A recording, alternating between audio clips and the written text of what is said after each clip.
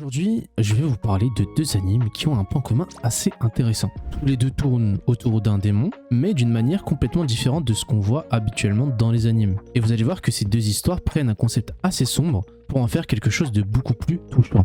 Donc en fait on va commencer avec le premier. Donc le premier anime raconte l'histoire de la fille du roi démon. Normalement quand on pense à un roi démon dans un anime on imagine quelqu'un de cruel, puissant et terrifiant. Mais ici il y a un problème, sa fille est beaucoup trop gentille. Au lieu d'être une future reine démoniaque redoutable comme son père, elle préfère aider les autres, être gentille avec tout le monde et éviter la violence. Ce qui crée une situation assez drôle parce que tous les démons autour d'elle essayent de l'entraîner à devenir une vraie souveraine du mal, mais sa gentillesse finit souvent par tout changer. Donc en fait, l'anime joue beaucoup sur ce contraste entre un univers censé être sombre et un personnage principal qui est totalement à l'opposé de ça. Et c'est justement ce qui rend l'histoire attachante. Et je trouve ça impressionnant parce que on n'a pas tellement l'habitude de voir ça dans les animes en général. Donc c'est vraiment intéressant.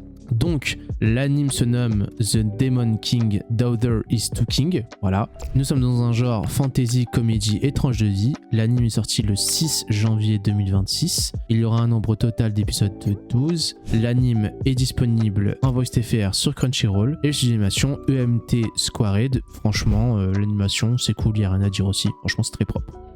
Alors, le deuxième animé, les gars. Le deuxième animé prend une direction complètement différente. Ici, on va pas suivre la fille d'un roi démon, on suit une petite fille démon abandonnée qui va changer la vie d'un aventurier. Et donc, on va voir cet aventurier qui va un jour découvrir une petite fille démon abandonnée dans la forêt. Elle est seule, perdue et elle ne parle presque pas. Au lieu de l'ignorer, il va décider de l'adopter. Ouais, il va l'adopter. Et très vite, leur relation devient le cœur de l'histoire. Donc on va suivre leur quotidien, leur relation qui va se construire et la façon dont ils deviennent une vraie famille. Et contrairement à beaucoup d'animes fantasy remplis de combats, celui-ci se concentre surtout sur l'émotion et les moments simples. Tout simplement. Et en fait, la petite fille devient rapidement l'un des personnages les plus adorables de la série. Et c'est justement ça qui devient intéressant. Par contre, elle cache quelque chose. Elle cache un secret. Et l'aventurier se doute de quelque chose. Je ne veux pas vous en dire plus, les gars. Je vous invite à voir l'anime par vous-même. À vous de le voir, tout simplement. Hein, voilà. Donc l'anime se nomme If It's For My Daughter, I'd Even Defeat Demon Lord. Oui, le titre est long, j'ai cru que j'ai fait un marathon là.